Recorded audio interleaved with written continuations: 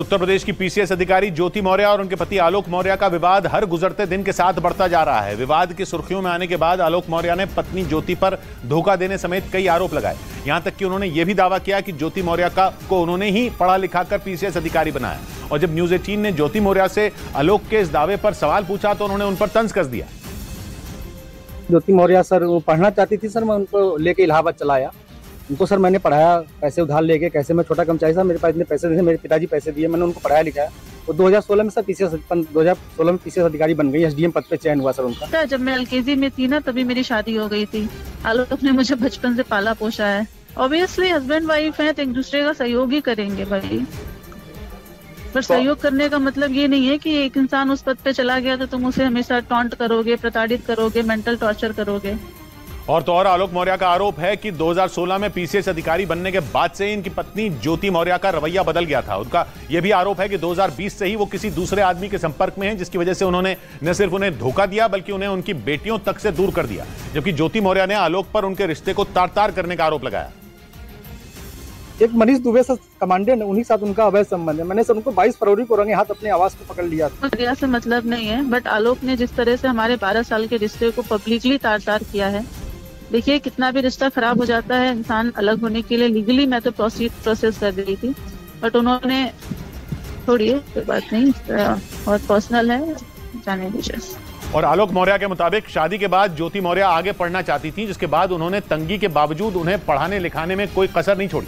लेकिन आरोप है कि पीसीएस अधिकारी बनने के बाद उन्होंने न सिर्फ उन्हें ठोकर मार दी बल्कि उन पर दहेज प्रताड़ना का आरोप भी लगा दिया। हालांकि न्यूज 18 से बातचीत के दौरान ज्योति मौर्य ने इस पर कुछ भी कहने से इनकार कर दिया। उन्होंने अपने बाइट में भी कहा कि आज मैं जो सफल हुई हूँ और उसका श्रेय मेरे पति आलोक कुमार मौर्य और मेरे ससुर राम मुरारी मौर्य का है। लेकिन सर आज परिस्थिति ऐसा बन गई कि वही ससुर और वही पति राम मुरारी मौर्य दहेज उत्पीड़न का मामला सर झेल रहे हैं सर हम। और सर यहाँ तक कि मेरी पत्नी सर मेरी जान लेना चाहती हैं। मुझे सर फोन करके कही है कि ये जांच सब रुकवा दो, नहीं तो तुम्हारी जान चली जाएगी। सर पर्सनल मैटर बताया मैंने, मेरा मैट्रिमोनियल केस ऑलरेडी आलोक के ये सब कहने से पहले से ही मेरा मैट्रिमोनियल केस चल रहा है कोर्ट में। इस बीच आलोक मौर्य के बचपन के दोस्त ने पीसीएस अधिकारी ज्योति मौर्य के उस आरोप को गलत बता दिया जिसमें उन्होंने आलोक पर झूठ बोलकर शादी करने की बात कही थी। ज्योति मौर्य का आरोप है कि आलोक मौर्य ने शादी के वक्त खुद को ग्राम पंचायत अधिकारी बताया था, जबकि वो पंचायती राज विभाग में एक मामूली सफाई कर्मचारी हैं। इसी बीच ज्योति मौर्य और आलोक मौर्य की शादी का एक कार्ड भी सामने आया जिसमें आलोक मौर्य के नाम के नीचे ग्राम पंचायत अधिकारी लिखा दिखाई दिया। लेकिन इस मामले में नया मोड़ तब आ गया जब आलोक मौर्य के बचपन के दोस्त रामकृष्ण चौरसिया ने ज्योति मौर्य के इन आरोपों को गलत बता दिया। शादी कार्ड हम ही लोगों ने छपवाया था, उस पर कहीं जिक्र नहीं था। इसी तरह गाँव के कुछ लोगों ने भी ज्योति मौर्य के लगाए आरोपों को सिरे से खारिज कर दिया। हमारे गाँव में ऐसा कोई कार्ड नहीं बटा जिसमें ग्राम विकास अधिकारी लिखा हो। लोगों का कहना है कि ज्योति मौर्य के इस फैसले से आलोक और उनके परिवार के साथ पूरा गांव दुखी है। उधर पीसीएस अधिकारी ज्योति मौर्य और उनके पति आलोक मौर्य के बीच चल रहे विवाद पर बात करते करते आलोक मौर्य के पिता फूट फूट कर रोने लगे। पिछले 2 हफ्तों से ज्योति मौर्य और उनके पति के बीच चल रहा घमासान सुर्खियों में, क्योंकि आलोक मौर्य का आरोप है कि पीसीएस अधिकारी बनते ही ज्योति मौर्य ने उनसे सारे रिश्ते तोड़ लिए।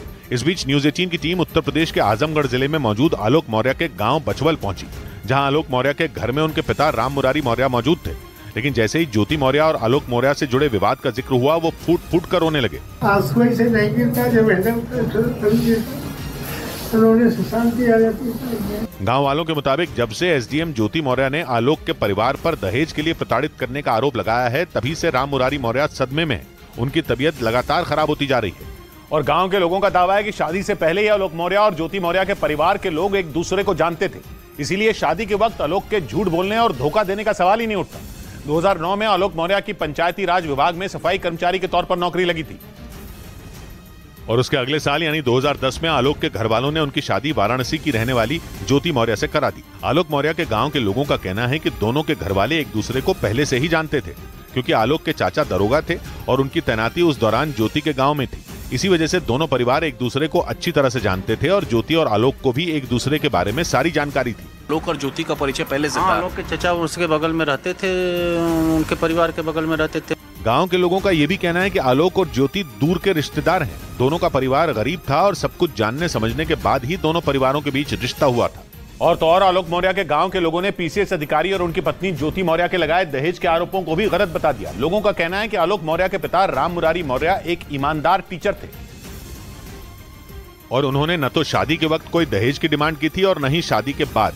आलोक मौर्य के गांव के लोगों के मुताबिक ज्योति मौर्य को पीसीएस अधिकारी बनाने के लिए उनके परिवार ने पूरी ताकत लगा दी थी। लेकिन जब एसडीएम बनने के बाद ज्योति मौर्य ने परिवार पर दहेज मांगने का आरोप लगाया तो पूरा परिवार हैरान रह गया। गांव वालों के मुताबिक आलोक और उसके परिवार के लोगों ने कभी भी ज्योति से पैसों की मांग नहीं की। एसडीएम बनने के बाद कोई डिमांड करता है 10 लाख या 25 लाख की कोई बात ही नहीं थी।